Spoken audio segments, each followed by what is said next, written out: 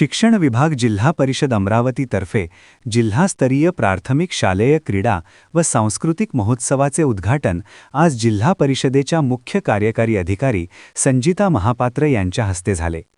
अध्यक्षस्थानी प्राथमिक विभागाचे शिक्षणाधिकारी सतीश मुगल हे होते।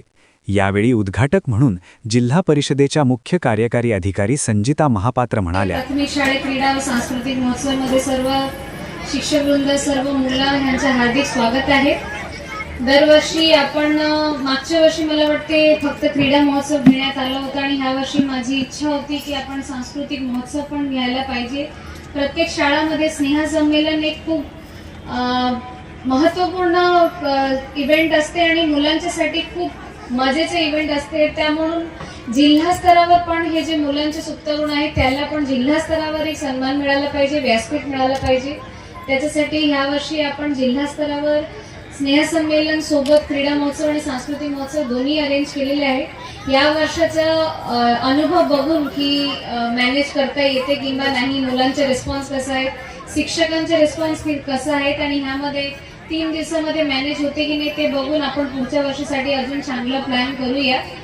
प्रत्येक वर्षी ह्या जे महोत्सव तुम्ही 3 दिवसाचे 2 दिवसाचे जिल्हा स्तरावर आयोजन करतात त्यामध्ये काहीतरी नाविन्यपूर्ण असायला पाहिजे। नसेल तर हे परत तुमच्या रुटीन कामासारखं होऊन जाणार की जसं आम्ही 9 ते 5 शाळेला जातो आणि शाळांमध्ये जे कामं करतो तर क्रीडा महोत्सव पण असं एक कामं आहे। हे कामं नव्हतं, हे 3 दिवस तुम्ही सर्वांच्या मध्ये विचारचे आदान प्रदान व्हायला पाहिजे। मला वाटते तरी शाळामध्ये मी विचारते की ते एक तालुक्याच्या शाळा त्याच तालुक्याच्या जे सर्वाधिक चांगल्या शाळा आहेत तिथे पण भेटीसाठी जात नाही।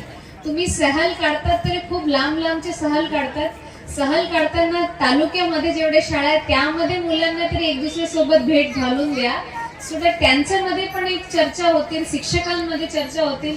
शिक्षकांचं तरी शिक्षण परिषद असते पण मुलांचे काही मुलांची परिषद नसते मला वाटते, तर ते मुलांच्या परिषद सारखं पण तुम्हाला एक काहीतरी नियोजन करायला पाहिजे। प्रास्ताविक उपशिक्षणाधिकारी गंगाधर मोहने यांनी केले, संचालन अजय अडिकने, संध्या जामकर यांनी केले, तर आभार क्रीडा संयोजक प्रवीण खांडेकर यांनी मानले। अशी माहिती क्रीडा महोत्सवाचे प्रसिद्धी प्रमुख गट शिक्षणाधिकारी विनोद गाडे, विनायक लकडे, राजेश सावरकर, शकील अहमद, श्रीनाथ वानखडे, हेमंत कुमार यावले यांनी दिली। ज्यामध्ये तुम्ही सर्व शिक्षक, सर्व मुलं आज मोकळ्या मनाने 3 दिवस एन्जॉय करायचे, शिकायचे, वेगवेगळे गुण बघायचे। मला वाटतं आपल्या शिक्षकामध्ये पण इतके टॅलेंटेड ऍक्टर्स आणि आर्टिस्ट आहेत, त्यांना पण हे व्यासपीठ मला वाटतं उपलब्ध करून दिली असणार तुम्ही, किंवा आता कर्मचारी महोत्सव होणार आहे तर त्यामध्ये तुम्ही सर्वांच्या सुप्त गुण आम्हाला पण बघायला मिळणार। तर ह्या 3 दिवसामध्ये काळजी घ्यायची, सेफ्टीच्या विषयावरती मुलं मुली कुठे जाणार नाही त्याच्यासाठी स्पेसिफिकली जे समिती आहे त्यांनी थोडं जास्त काळजी घ्यायची। तुमच्या घराचाच प्रोग्राम आहे, काही तुम्ही इन्व्हायटी गेस्ट नाही आहे तर राहण्याची सोय, जेवणाच्या सोयीमध्ये काही कमी जास्त झाले तर ते तुम्ही सर्वांनी मॅनेज करून घ्यायला पाहिजे आणि इथे अडचण नाही व्हायला पाहिजे। आणि मुलींच्या सोबत जे शिक्षिका आलेले आहेत ते त्यांच्या सोबतच राहा, लक्ष ठेवा आणि शाळांमध्ये काहीतरी पर्याय व्यवस्था करूनच इथे शिक्षक घ्यायला पाहिजे। मला आता 2-3 कॉल आलेले आहेत की शाळामध्ये कोणीच नाहीये, असं अजिबात करू देऊ नका। नंतर आता खूप जास्त मोठी गोष्ट होते त्यामुळे तर शाळामध्ये काही ना काही पर्याय व्यवस्था करून इथे आळीपाळीने तुम्ही तुमचं प्लॅनिंग करून घ्या। नसेल पाहिजे तरी 1 दिवसाचं जरी तुम्हाला शाळेपासून समितीला अधिकार आहेत ना 1 दिवस सुट्टी द्यायला, तर ते जरी प्लॅन करायचे तसंच प्लॅन करा।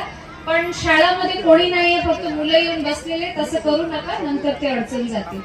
बाकी भरपूर वेळा मी भरपूर फोरमवरती तुम्हाला भरपूर काही गोष्टी सांगितलेल्या आहेत। आता जास्त काही सांगत नाही, फक्त मिशन स्कॉलरशिप आणि निपुण महाराष्ट्र या दोघींवरती, क्वालिटी एज्युकेशन वरती जे आपण वारंवार डिस्कशन करतो त्यामध्ये फोकस करा। पुढच्या वर्षीपासून 4थी 5वी आणि 7वी 8वी ह्या 4ही वर्गासाठी मिशन स्कॉलरशिप आपण राबवणार। आपण पुस्तक ह्यावेळी दिलेली आहेत, पुढच्या वर्षी अजून काही नवीन पुस्तक देऊया। 4थी 5वी आणि 7वी 8वी मुलांना तुम्ही स्पेसिफिकली फोकस करा। स्कॉलरशिप प्राप्त होणं हे इम्पॉर्टंट नाहीये, त्यांच्यामध्ये जे कॉम्पिटिटिव्ह गुण आहेत की मला कॉम्पिटिशन मध्ये भाग घ्यायचे, हे जे त्यांच्यामध्ये एक चळवळ असायला पाहिजे, एक त्यांच्या मनामध्ये असायला पाहिजे की मी पण कॉम्पिटिशन मध्ये जाणार, स्पर्धा परीक्षेला बसणार, हे खूप महत्वपूर्ण आहे. आणि ह्या फोरम मध्ये जेवढे शाळा आहेत, जसं आता चिखलदरामध्ये गडगावंडूमला ISO आत्ताच मिळालेलं आहे, तर खूप बिकट परिस्थितीमध्ये पण शिक्षकांनी खूप चांगलं कामं केलेली आहेत. मी माझ्या दौऱ्यामध्ये 80% शाळा व्हिजिट करते जिथे शिक्षकांनी खूपच चांगलं कामं केलेली आहे आणि त्यांनी स्वतःच्या शाळेला खूप सुंदर करून घेतलेलं आहे. तर तुम्ही सर्वांचं खूप खूप खूप अभिनंदन. इन्फ्रास्ट्रक्चर मध्ये मला असं वाटते की अमरावतीच्या गरजा खूप वाढलेल्या आहेत आणि पुढच्या 2-3 वर्षामध्ये आपण इन्फ्रास्ट्रक्चर अजून सुदृढ करूया. आता आम्हाला फोकस करायची की आमच्या मुलांच्या जे क्वालिटी आहे, त्यांच्या जे गुणवत्ता आहे, ते आता आपल्याला महाराष्ट्रामध्ये वर करून घ्यायचे आणि त्याच्यासाठी तुम्ही सर्वांच्या मला खूप मोठा सहभाग लागणार आहे. तर त्यामुळे मी तुम्ही सर्वांना विनंती करते की शिक्षकांचं मोस्ट इम्पॉर्टंट काम हेच आहे की माझ्या मुलांना मी चांगलं शिक्षण देणार. कुठे पण मुलं शिकू शकतात, घरी बसून पण मुलं शिकू शकतात. शिक्षक त्याला काय देतात? शिक्षक त्याला एक जिद्द देतात, एक पॅशन देतात की तुला कशासाठी, उद्यासाठी जगायचे आहे, तुला काय करायचे नेमकी. That passion should be created by teachers. हे तुम्ही सर्व मुलांच्या मध्ये ते पॅशन द्यायलासाठी तुम्ही मेहनत घ्यायला पाहिजे आणि मुलांना मध्ये ते एक उत्सुकता असायला पाहिजे की मी शाळा नेहमी येणार, मी अभ्यास करणार आणि मोठे होऊन मी काहीतरी बनणार. तर हे तुमचं इम्पॉर्टंट रोल आहे मला वाटते.